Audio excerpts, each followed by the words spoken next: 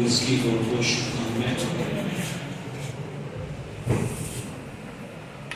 जैसा हम सभी लोग जानते हैं कि संविधान भारत की आत्मा को प्रदर्शित करता है। जैसे किसी धर्म का कोई ग्रंथ होता है, उसी के अनुरूप उस धर्म के सारे मानने वाले चलते हैं। उसी तरह भारतीय गणराज्य का भी एक धर्म है और उस धर्म की हमारी ये सर से मुझे साउंड थोड़ा बढ़ा दो, वीडियो बन रहा है। ये हमारा राष्ट्र धर्म, हमारे किसी भी धर्म तो साउंड बढ़ा या किसी भौगोलिक स्थिति का अवकाश नहीं है। हमारे भारत के सभी नागरिकों ने अपनी जितनी भी संवेदनाएं हैं, अपनी जितनी भी उनका समर्पण है, वो समस्त चीजें संविधान के रूप में हमारी सरकारों को प्रदत्त की। अपने समस्त अधिकार भारतीय नागरिकों ने समर्पित किए और उसी के अनुरूप ऐसा आपने बताया गया अम्बेडकर जी ने, जो हमारे दूसरे नेताओं ने एक साथ बैठ के भारतीय जनमानस की भावनाओं को सम्मानित करते हुए, यहाँ की परंपराओं को अंगीकार करते हुए, समस्त सामाजिक परिवेश को एक साथ सम्मिलित करते हुए भारतीय संविधान को बनाया। और अभी कुछ 70 साल हो गए, केवल भारत में ही नहीं बल्कि पूरे विश्व में इस बात का लोहा माना जाता है कि भारतीय संविधान का महत्व निरंतर बढ़ रहा है, कम नहीं हो रहा है। केवल भारत ही नहीं बल्कि दूसरे लोकतांत्रिक देश भारत की अद्भुत परंपराओं को बहुत ही उत्सुकता से देख रहे हैं। उसके साथ ही साथ इतनी मल्टीकल्चरल, मल्टीरेशियल और इतने सारे ज्योग्राफिकल डिफरेंसेस के होने के बावजूद पूरे देश को एक माला के रूप में निभाना, जो संभवतः पश्चिम के लोगों को बहुत मुश्किल लगता है, वो हमारे नेताओं ने करके दिखाया। और सबसे सुंदर चीज जो संभवतः अपने आप में अनूठी है, और संभवतः मानव शासन की एक ऐसी नई शुरुआत इस विश्व में हुई है जिसका दूसरा कोई शामिल ना तो पहले था और ना अभी निकट भविष्य में होने की उम्मीद है। 2-3 चीजें देखिए बहुत महत्वपूर्ण है। जैसा अभी कुछ देर पहले डॉक्टर राय ने कहा कि जो हमारा अधिकारों की समानता के बीच डिफरेंशियल राइट्स का जो प्रोविजन है, वो हमारी सारी जितनी भी डाइवर्सिटीज हैं उन सबको अपने आप में समा देता है। ऐसा आपको कहीं नहीं मिलेगा कि जो सामाजिक विभिन्नताएं हैं वो जाति के रूप में हो, वो आर्थिक स्थिति के रूप में हो, वो भौगोलिक दृष्टि से हो या किसी अन्य कारण से हो, जो संभवतः कई बार समझा भी नहीं जाता है। उन सबको इतने फ्यूचरिस्टिक वे से हमारे संविधान में इंक्लूड किया गया है कि किसी भी तरह समानता का अधिकार बाधित भी नहीं होता और जो डिप्राइव्ड सेक्शन है उसको अपने अधिकारों को, उसको मोटिवेशनल सारी चीजें मिलती जाती है। सुनने में बड़ा कैसा लगता है, कैसे हो सकता है कि सारी समानताएं हैं, सबको बराबर अधिकार हैं, उसके बाद भी जो डिप्राइव्ड सेक्शन है उसके लिए अलग से सुनने में थोड़ा लगता है कि विरोधाभासी लेकिन हमारे 75 साल के भारतीय गणराज्य की इस मजबूत स्थिति ने पूरे विश्व को ये बता दिया है कि ये एक ऐसा मॉडल है जो किसी दूसरे मॉडल की तरह कभी विफल नहीं हो सकता। आप देख लीजिए पूरी दुनिया में कितने सारे मॉडल आए शासन करने के, कम्युनिज्म आया, ब्रिटेन आया, ये ऐसा वैसा 50 सारी चीजें हैं।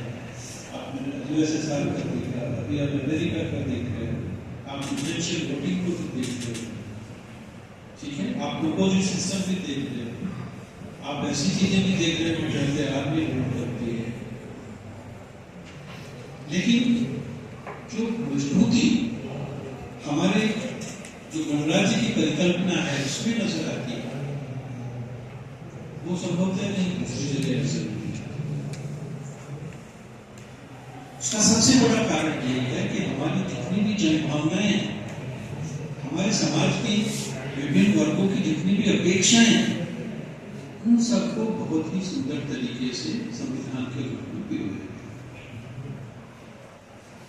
लेकिन जैसा हम जानते हैं कि समय बीतता है, समय के साथ साथ कुछ चीजें महसूस की जाती हैं। वैसे ही संविधान में दूसरी महत्वपूर्ण बात यह भी है कि हम उसी समय के अनुरूप बदल नहीं सकते। वो फ्लेक्सिबिलिटी भी हमें संविधान देता है। इस तरह हमारे अपने काल में चेंजेस जितने भी होते रहते हैं वो सब करते रहते हैं, लेकिन उसके लिए जो प्रावधान किए गए हैं वो भी अपने आप में एक विशिष्ट तरह के प्रावधान है। वो केवल इतना ही नहीं है कि सारे के सारे अधिकार न्यायपालिका या कार्यपालिका या किसी एक तक सीमित है। अधिकारों का ऐसा समायोजन किया गया है कि किसी के भी निरंकुश होने की संभावनाएं लगभग न रहे। अब जैसे जैसे आप लोग लॉ को पढ़ेंगे, हिंदी को पढ़ेंगे, आप लोगों को ये समस्त चीजें धीरे धीरे समझ आने लगेगी। लेकिन फिर भी ऐसा नहीं है कि ये सारी चीजें होते हुए चुनौतियां खत्म हो गई। ऐसा भी नहीं है कि संविधान के लागू होने के बाद समाज का हर वर्ग जो है वो बराबर स्तर से विकसित है। चुनौतियां हैं और इन्हीं चुनौतियों को हमें स्वीकार करना है और इन्हीं चुनौतियों के लिए हमें रास्ता ढूंढना है कि कैसे हम जीवन जीवन। सबसे महत्वपूर्ण बात जो हमें समझने की है वो है कि हमें लोगों को संविधान में क्या क्या चीजें हैं, क्या क्या उनके अधिकार हैं, क्या क्या उनके दायित्व हैं, इन सारी चीजों के प्रति संज्ञान करना संभवतः आज की सबसे पहली जरूरत है।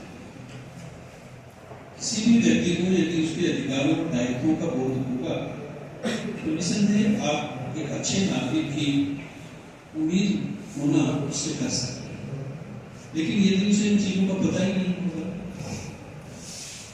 इसके लिए जितने भी हमारे विधि से जुड़े लोग हैं उनका बहुत बड़ा दायित्व है।